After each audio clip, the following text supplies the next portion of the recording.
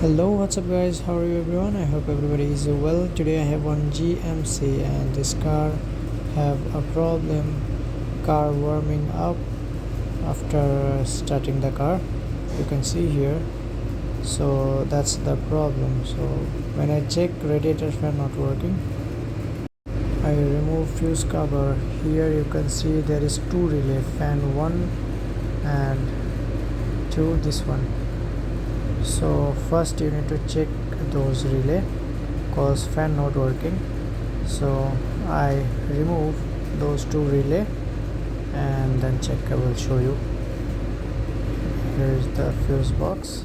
Okay, this one. So those two relay for radiator fan, one I remove, which is good, and another one when I remove, I see inside the relay is burned.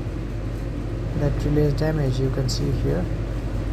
Okay, then I replace a new relay. Now car is perfect, radiator fan working and temperature also perfect. So if your car have a same problem, check those relay. Okay, thank you. If my video helpful for you, please subscribe my channel.